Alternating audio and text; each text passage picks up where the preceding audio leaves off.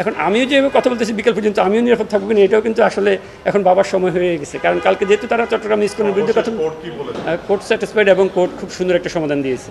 কোর্টের সমাধানটা আমি সর্বশেষ আপনারা যখন করবেন তখন আমি বলতেছি। এরপর আমি কোর্টকে বললাম যে মাইলর্ড দেখেন যে ইসকন নিষিদ্ধ এখন এটা একটা সময়ের দাবি, কারণ তারা তো গতকালকে যে আমাদের পরশুদিন আমাদের যে লান্ডন ব্রাদারকে হত্যা করা হয়েছে তারা প্রথমে আদালত অবমাননা করে চিন্ময় দাসের গায়ে আটকে দিয়েছে। এরপর ইন্ডিয়ান পররাষ্ট্র মন্ত্রণালয় যখন বিবৃতি দিল যে চিন্ময় দাসকে মুক্তি দেওয়া হোক, তখন তারা অ্যাগ্রেসিভ হয়ে গিয়ে আমাদের এই আইনজীবীকে হত্যা করে। অর্থাৎ ইসকনরা এখন ইন্ডিয়ার যে প্রোপাগান্ডা আসে সবগুলো বাস্তবায়নে কাজ করতেছে। হিন্দুদের জন্য মন্দির আছে, তাদের গুরুকুল আছে, তারা শিক্ষা নেবে গুরুকুল থেকে এবং প্রার্থনা করবে মন্দিরে। এই ইসকন এই যে সংস্থাটা আছে এটা অলরেডি 10টা রাষ্ট্রে নিষিদ্ধ এবং বাংলাদেশেও তারা তাদের সন্ত্রাসী কার্যক্রম চালিয়ে যাচ্ছে এবং সেটা এখন অলরেডি আপনাদের সামনে প্রমাণিত।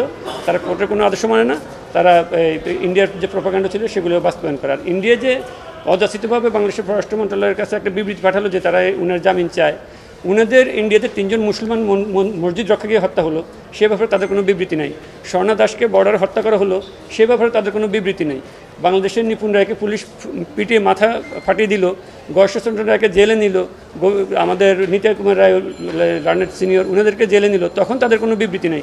কিন্তু ইসকনের ব্যাপারে উনাদের একমাত্র ইন্টারেস্ট হওয়ার কারণ হলো তারা তাদের প্রত্যেকটা প্রোপাগান্ডা ইসকনকে দিয়ে, অর্থায়ন দিয়ে, অস্ত্র দিয়ে, বুদ্ধি দিয়ে সহায়তা করে বাংলাদেশটাকে অস্থির করে যাচ্ছে।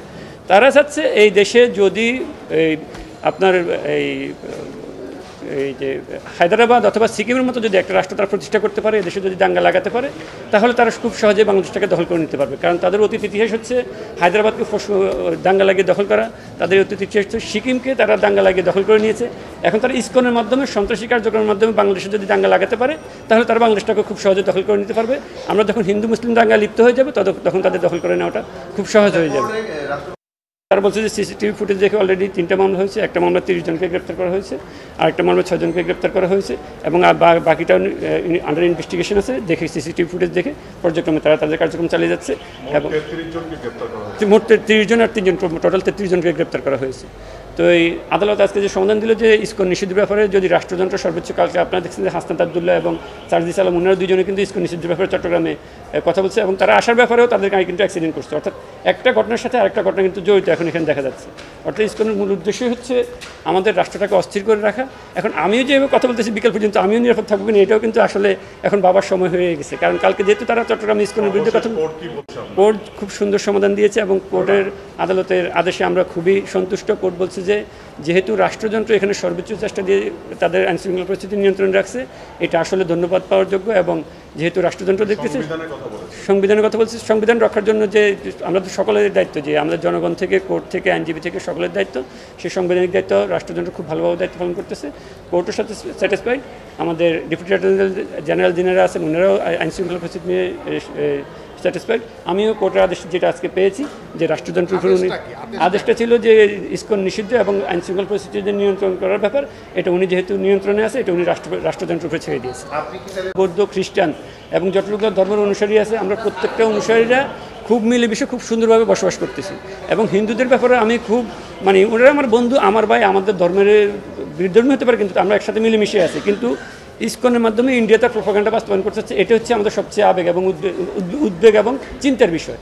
কারণ ইসকন ছাড়াও তো তাদের গুরুকুল আছে, তারা সেখানে শিক্ষা নেবে, মন্দির আছে, তারা সেখানে প্রার্থনা দেবে। ইসকনের এখানে তাদের কোর্ট অবমাননা থেকে শুরু করে আইনজীবী হত্যার মাধ্যমে তারা অলরেডি আমরা গত 5-7 বছর থেকে তাদের নিয়ে খুব সন্দেহ প্রকাশ করছিলাম যে তারা একটা কিছু করতে পারে। এখন তারা রাষ্ট্রযন্ত্রকে অস্থির করার জন্য তারা তাদের এজেন্ডাগুলো অলরেডি বাস্তবায়ন করে যাচ্ছে। কিন্তু আমাদের রাষ্ট্রের স্বাধীনতা সার্বভৌমত্ব রক্ষার জন্য আমরা যদি এখনই ইসকনকে নিষিদ্ধ না করি, এটা ভবিষ্যতে রক্তের হোলি খেলার মধ্যে দিয়ে নিষিদ্ধ হবে। যেরকম